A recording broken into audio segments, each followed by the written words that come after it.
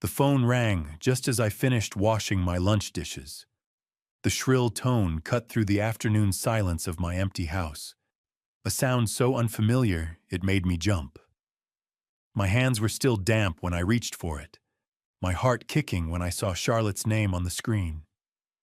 2 months. 2 months of silence that felt like a lifetime. Dad.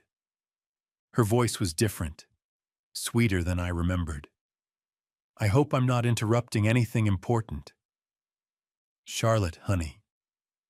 I couldn't hide the tremor of excitement in my voice. You're never interrupting. It's so good to hear you. She laughed, a light sound that felt rehearsed, practiced. I have a surprise for you, she said. We're coming over tonight, Michael and I, along with his parents. The words hit me like a jolt of electricity. My engineer's mind, always calculating, started spinning. Tonight? The whole family? That's wonderful, I managed. I haven't seen you in so long. Should I make dinner? I could pick up that wine you like. The Pinot Noir from that little vineyard we visited. Don't worry about food, Dad. Her tone became firmer, all business. Just be ready for us around 7. This is important. Something in her voice gave me pause, a cold edge that didn't match the sweet tone she'd started with. But the gaping loneliness of the past few months shouted it down. This was it. The reconciliation I'd been praying for. Of course, sweetheart, I said, my voice warm again. I'll make sure everything's perfect. Will you be staying the night? I can prepare the guest rooms. We'll see how the evening goes, she cut me off gently. I have to run now, but we'll see you at 7 sharp. Okay? The line went dead before I could ask anything else. I stood there, phone in hand, replaying her words. A surprise, a conversation. It sounded so formal, so strangely corporate. But maybe this was her way of bridging the gap that had grown between us since her mother died. Maybe this was the beginning of things getting better. If you're watching this video, tell me where you're from or what time it is for you. I glanced at my watch. 2:45 p.m., just over 4 hours to prepare. The house, which moments before had felt like a tomb, was suddenly alive with possibility. I walked through each room with a renewed sense of purpose, seeing it all through Charlotte's critical eyes. The living room needed vacuuming, the bathroom fresh towels. I moved with the systematic precision that had served me well through 40 years of engineering projects. First, the grocery store on Cedar Avenue. The crisp March air bit at my cheeks, a promise of spring still holding on to winter's edge. I found a bouquet of bright yellow daffodils, her favorite since she was a little girl, and a bottle of the Pinot Noir she'd mentioned loving last Christmas. In the bakery section, I found individual chocolate tarts, the kind she used to beg for when we spent Saturdays at Powell's Books. Back home, I arranged the flowers in my wife's crystal vase, the one Charlotte always said she wanted someday. The afternoon light streamed through the kitchen window, making them glow like small suns. I set the dining room table with our good china, the set we'd bought for special occasions that had become far too rare. While wiping down the counters, I found myself humming, a simple tune I hadn't thought of in months. I pulled out the old photo albums, thinking we could look through them together, a bridge to a time when things were simpler. There was Charlotte at 5, gap-toothed and grinning in a yellow dress.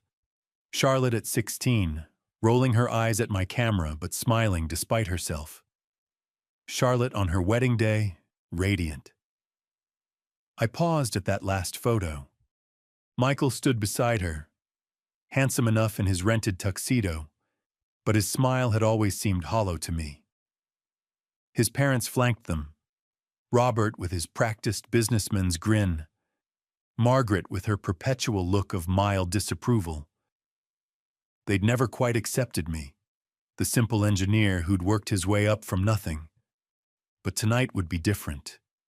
Tonight, we were family. At 6:30, after showering and putting on the blue shirt Charlotte said brought out my eyes, I did a final walkthrough. The house smelled of lemon cleaner and fresh flowers. The wine was breathing on the sideboard. The chocolate tarts waited on delicate bone china plates. Everything was ready. I settled into my favorite chair by the window, watching the streetlights flicker on in the gathering dusk, the anticipation delicious and sharp. The slam of car doors shattered the quiet street. I smoothed my hair in the hallway mirror, my heart hammering against my ribs. Through the frosted glass of the front door, I saw 4 silhouettes approaching. I pulled the door open before they could knock. A wide, welcoming smile stretched across my face. "Charlotte! Michael! Come in, come in!" My smile faltered. Charlotte stood on the doorstep wrapped in a severe black coat, her face a mask of cold composure. There was no smile, no hug, just a flat, "Hello, Dad." Her voice was stripped of the warmth from our phone call. Before I could respond, Michael pushed past her, a wave of stale alcohol washing over me. His eyes were bloodshot, his jaw set in an aggressive line. Behind them, Robert and Margaret Miller flanked the doorway like a pair of expensive vultures. "Come in," I repeated, my voice weaker now. I opened that wine you love." "We won't be staying for dinner," Margaret Miller announced, sweeping into my living room as if she owned it. Her eyes catalogued every piece of furniture, every photograph. She ran a dismissive finger over Helen's crystal vase. "Such cheap flowers." I blinked, confused. "They're daffodils. I bought them because they're Charlotte's favorites." "Dad, we need to talk." Charlotte finally looked at me, but her eyes were as cold as January rain. "Sit down." My gaze drifted to Robert Miller. He had his phone out and was methodically photographing my kitchen, my dining room, the camera shutter clicking like a tiny, menacing clock. "What's he doing?" I asked, bewildered. "Assessing the property value," Margaret said, settling into my wife's favorite armchair. Margaret looked directly at me, her expression a mixture of triumph and disdain. "My son's family is going to live here now, so get out." The words hit me like a physical blow. The air rushed out of my lungs.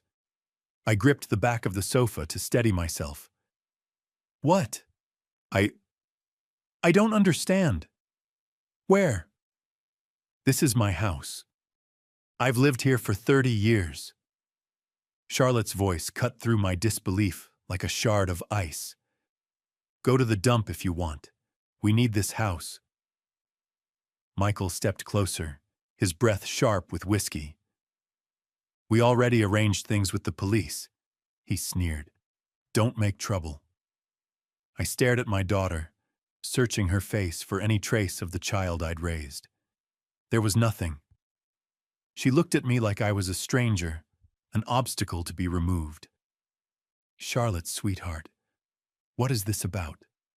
I pleaded. "Is this about money? If you need help." "You're leaving tonight." Margaret's voice was final. "We'll give you 1 hour to pack your essentials." My legs gave out, and I sank into the sofa. My eyes fell on the dining table, on the untouched chocolate tarts, and the wine breathing uselessly in its decanter. The hope I'd so carefully constructed now seemed like a cruel joke. "This is my home," I whispered. Robert slipped his phone into his pocket, his photography complete. "Not anymore," he said smoothly. "Charlotte is our daughter-in-law. Family takes care of family." The irony was suffocating. I looked at the four of them, invaders standing in the heart of the life I'd built with Helen. And then something inside me shifted. The hurt, the confusion, it all receded, replaced by something cold, hard, and sharp. Calculation.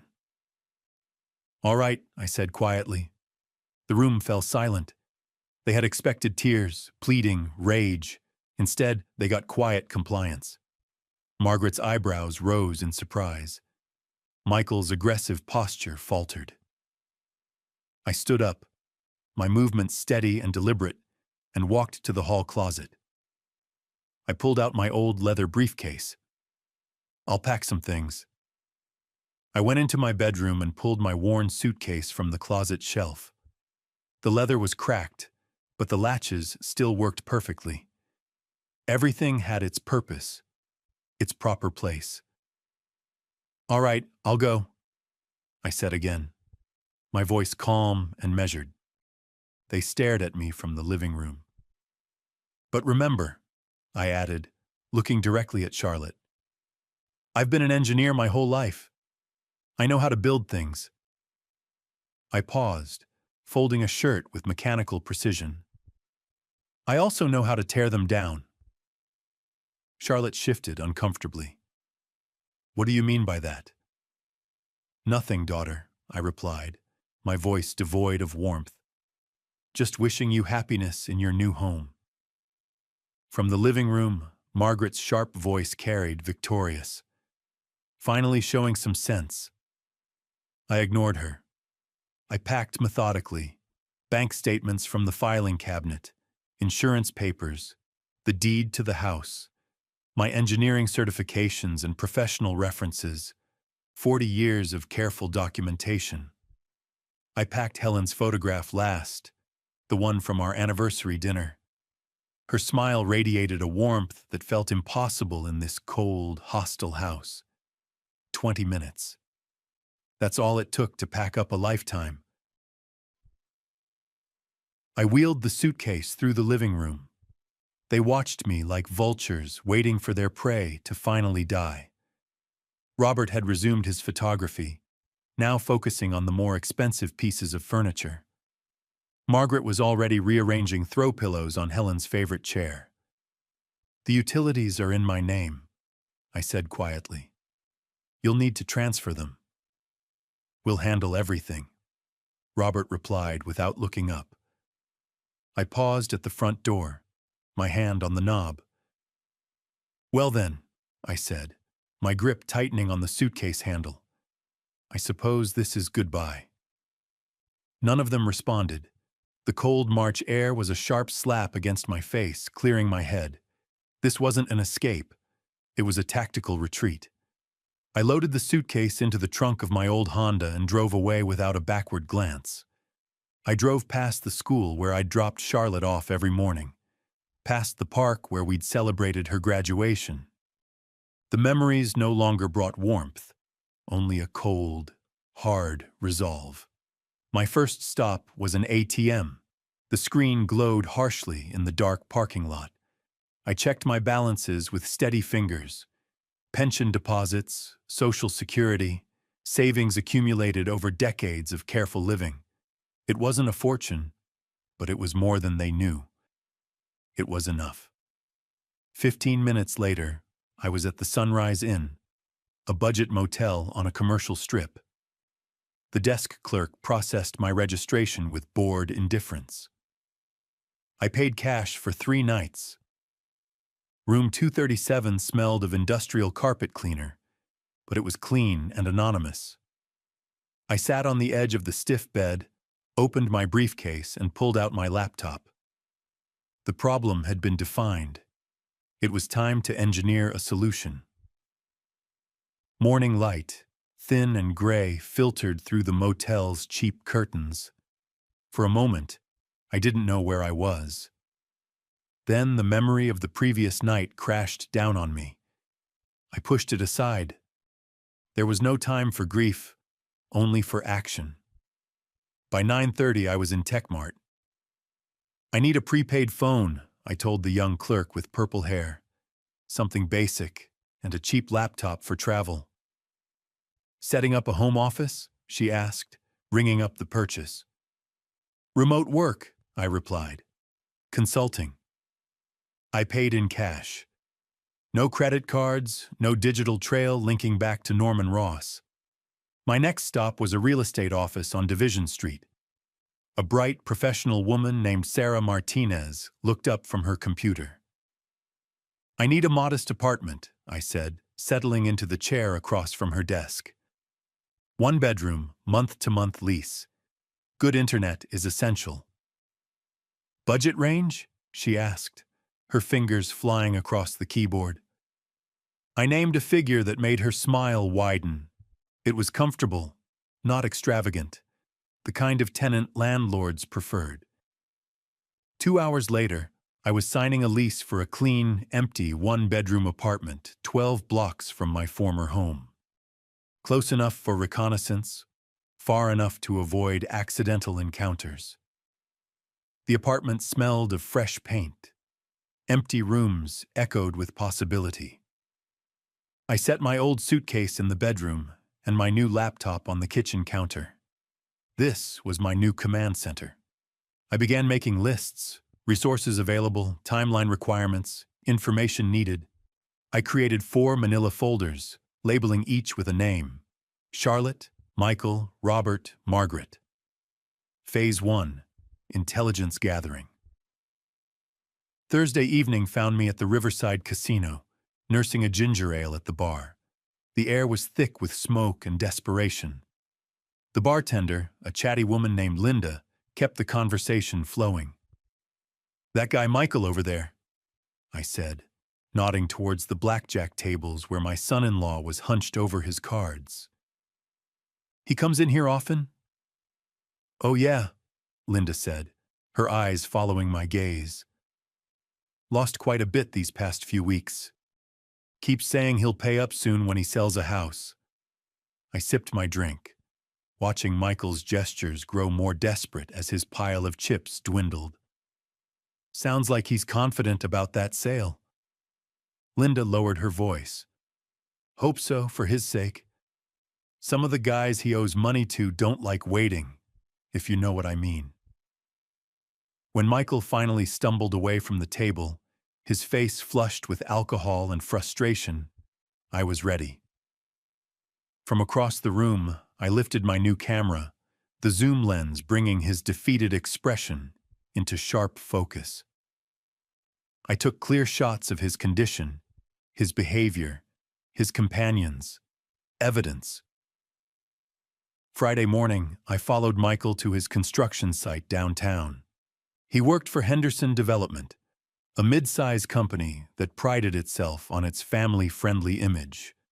At 11:30, he emerged for an extended lunch break. He wasn't alone. The woman was in her early 30s, with auburn hair and a tailored business suit that screamed money. They walked close together, his hand resting on the small of her back with an easy intimacy. From across the street, I photographed them. I captured their body language, her hand on his arm, the quick, hungry kiss she gave him before they parted ways at her expensive car. More evidence. That afternoon, I visited the Multnomah County Clerk's office. Public records are a beautiful thing. They laid out the full scope of Robert Miller's financial catastrophe with cold, clinical precision. A failed investment in a restaurant chain, tax liens totaling over $40,000, a business license that had been suspended for non-payment of state fees. The Miller family wasn't just desperate, they were drowning. Back in my apartment that evening, I spread the photographs and documents across my kitchen table. Michael's gambling debts and his affair. Robert's tax troubles. Margaret's complete dependence on her husband's failing income. Each folder now contained enough ammunition to completely destroy its subject. The foundation of their victory over me was riddled with structural weaknesses. Robert Miller was a cornered animal, and cornered animals are predictable. He hired a low-level private investigator, a man more accustomed to insurance fraud than systematic revenge. It took the PI less than 2 days to find me. I saw him from my window, a gray sedan, a man trying too hard to look inconspicuous. I left the apartment deliberately, making a show of heading to the grocery store. I knew they would act fast. I was counting on it. They didn't disappoint. While I was gone, Michael and Robert forced the cheap lock on my apartment door. They were clumsy, brutish. They weren't looking for money. They were looking for leverage. They found my new laptop, my carefully organized files, my printed-out evidence. They tore the place apart. The laptop was smashed on the kitchen floor. My papers were ripped to shreds and doused with a bottle of ketchup from the fridge. They overturned the single table, threw the mattress off the bed frame, and kicked a hole in the drywall for good measure. They wanted it to look like a random burglary. They wanted to send a message. I returned an hour later to chaos. The door hung crookedly on its hinges. My command center was a wreck. For a moment, I just stood there, surveying the damage. The shredded documents, the shattered screen of the laptop, the sticky red mess on the floor. Everything was gone. My photos, my timelines, my plans. A hot, white wave of fury washed over me. I picked up the broken leg of the kitchen chair and slammed it against the wall, again and again, until the plaster cracked and my arm ached. The physical violence was a release, a pressure valve. Then, as quickly as it came, the rage subsided, replaced by the familiar, cold calm. They had destroyed my evidence, but they hadn't destroyed my memory. They had shown their hand. They were scared, and they had just made their biggest mistake. They thought they had disarmed me. In reality, they had just given me a reason to stop holding back. My prepaid phone buzzed, an unknown number flashing on the screen. I almost ignored it, but something made me answer.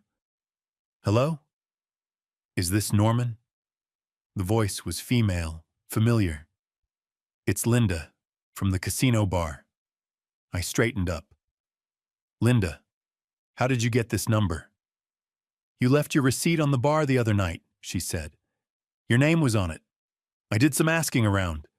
Not hard to find a guy whose son-in-law is bragging all over town about kicking him out of his own house." I stayed silent. "Look," she continued, her voice lowering. "Michael was in here last night, drunk off his ass, celebrating. Said he taught the old man a lesson. He owes me money, and he owes some other guys a lot more. I want to get paid. I figure you're my best shot." "What are you offering?" I asked. He was running his mouth near the cash cage. The security cameras got it all. Him, the guys he owes, everything. "I can get you a copy of the footage. For a finder's fee, of course." My mind raced. This was better than the photos they'd destroyed. This was video. This was undeniable. "I'm listening." The next morning, armed with new resolve, I walked into the downtown branch of First National Bank. I sat across from the branch manager, David Ortiz, a man I vaguely remembered from years ago.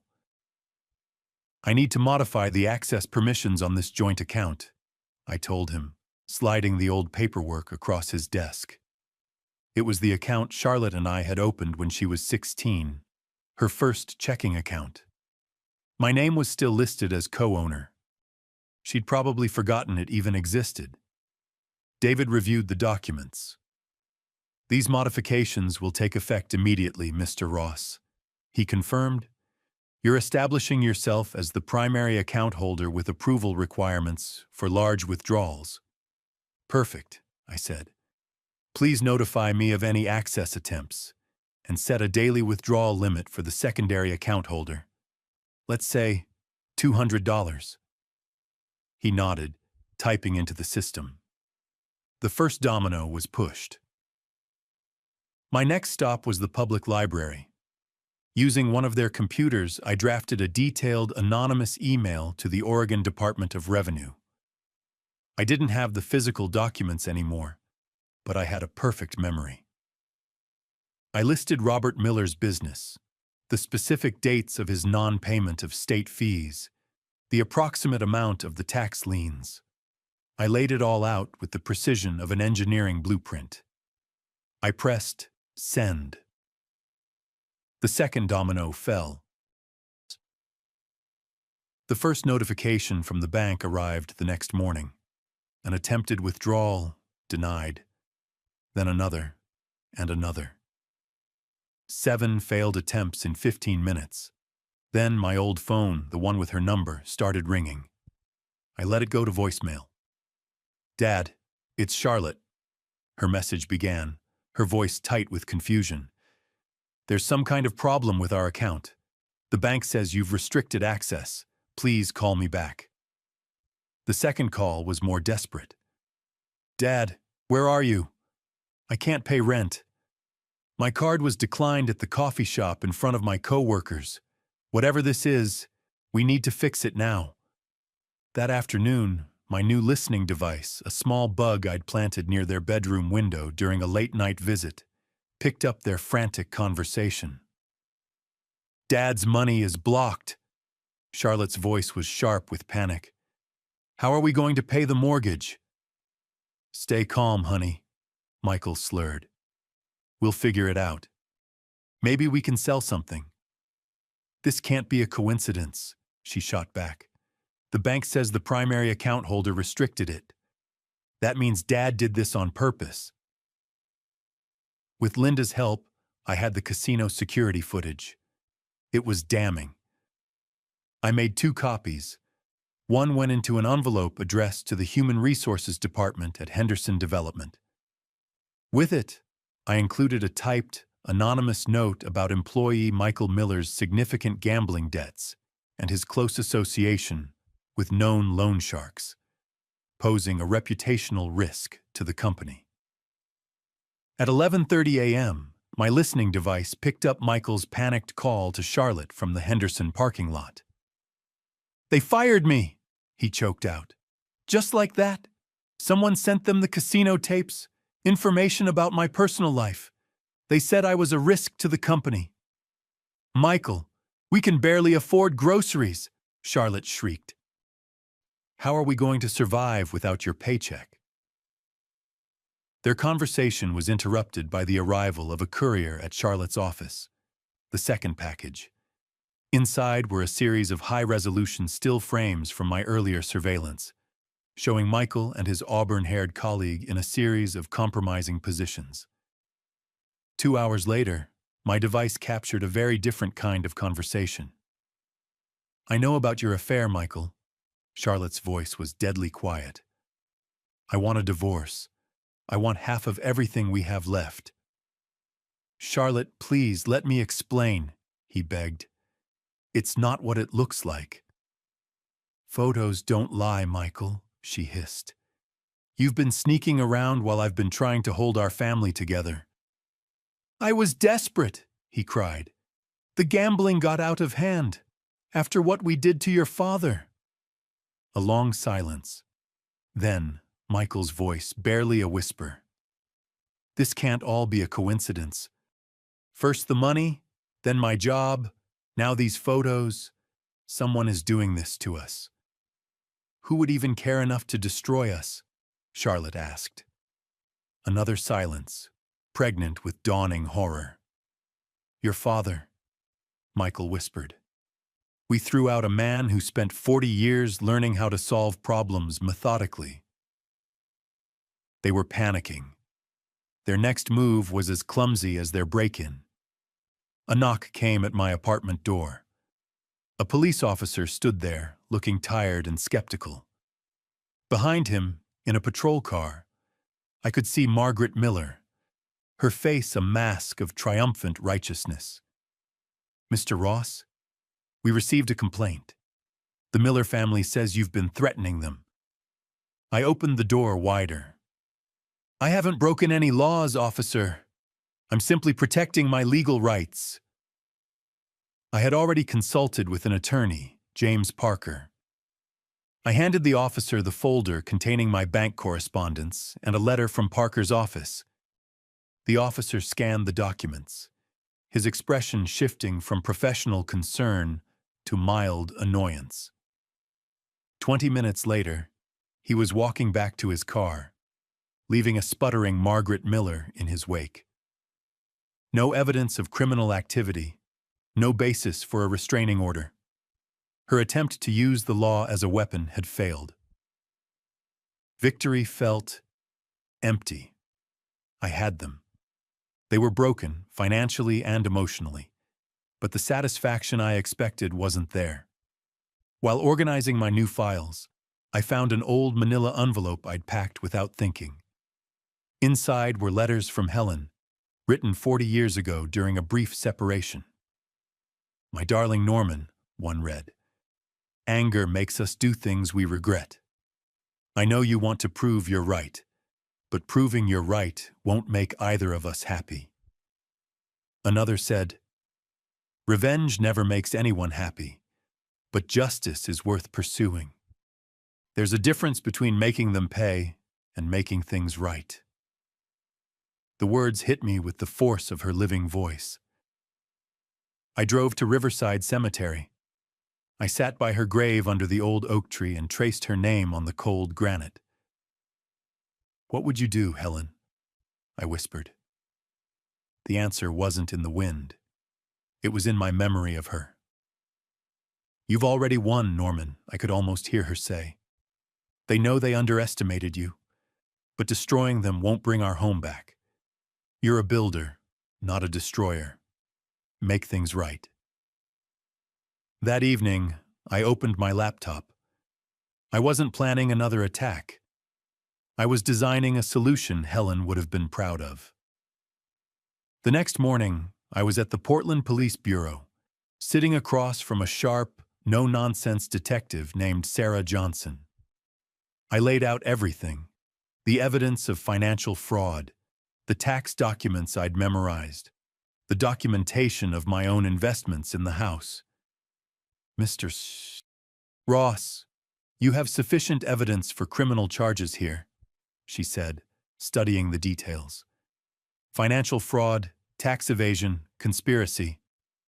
I want justice through proper legal channels," I told her, "not personal revenge."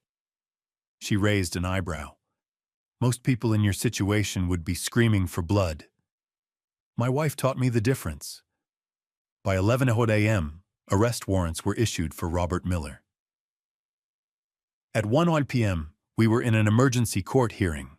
My attorney, James Parker, presented my case to Judge Williams. "Mr. Ross invested over $23,000 in documented improvements to this residence over the past 5 years, Parker explained, handing over a stack of receipts and contractor invoices. "He has legal standing as a property co-owner." The judge examined the evidence. Her decision was swift. "The house is returned to the rightful owner. Defendants must vacate the premises within 48 hours. The gavel came down with a sharp crack, the sound of a perfectly engineered solution clicking into place. By 3 p.m., the eviction notice was served. I watched from my car across the street as a sheriff's deputy handed the court order to Margaret Miller. Her face crumpled through the familiar stages of shock, anger, and desperation. But this time, she was facing the full weight of the law. Not just one wronged man. Charlotte emerged from the house, my house, carrying a suitcase, her movements robotic. Michael followed, his face hollow. They loaded their car in silence. No arguments, no threats. Just the quiet, heavy acceptance of people who had finally met a consequence they couldn't intimidate or charm their way out of. At 5:00, I stood in my own doorway. A locksmith had already changed the locks. The house felt different, not because they had changed it, but because I had. They had left signs of their hasty departure. dirty dishes in the sink, magazines scattered on the coffee table. They had treated my home like a temporary hotel, never understanding they were occupying someone else's life. I spent the rest of the day systematically erasing their presence. It wasn't an act of anger, but of restoration. I cleaned the counters, vacuumed the floors, and bought a fresh bouquet of yellow daffodils for Helen's crystal vase. The house was starting to remember who it belonged to. At 3:00 p.m. the next day, my phone rang. Charlotte's number. "Dad." Her voice was a thin, broken thing. "Can we talk?" I remembered Helen's lesson about the difference between justice and cruelty. "We're talking." I realize I was wrong," she stammered. "Everything's falling apart. Michael's drinking again. The Millers blame me for Robert's arrest. I lost my job." The words tumbled out, a litany of self-inflicted wounds. "I'm sorry to hear that, Charlotte. Are you really?" The question was raw, honest. I thought for a moment. "Yes," I said, surprised to find it was true. "I'm sorry it came to this." "Dad, forgive me, please," she whispered. "I know I hurt you, but I'm still your daughter." The silence stretched between us. "Charlotte, forgiveness is one thing. Trust is entirely different. You made your choice when you threw me out of my own home. Now you have to live with it. I can't survive without my money," I finished gently. "You survived 34 years learning to depend on me. Now it's time to learn to depend on yourself." "Dad, please. I spent 30 years giving you everything," I said, my voice steady. "My time, my money, my heart. And the first moment it became convenient, you discarded all of it. Goodbye, Charlotte." I hung up the phone. That evening, I poured myself a glass of good wine and sat in Helen's favorite chair. The house felt quiet, solid. It was mine again, not just legally, but morally. Justice had prevailed. The systematic opponent had become something better, a man who understood the difference between winning and being right. If this story resonated with you, leave a like and consider subscribing. You can also drop any comment below, even just one word. Maybe tell me where you're watching from, or what time it is right now. Sometimes one word is enough to say you were here.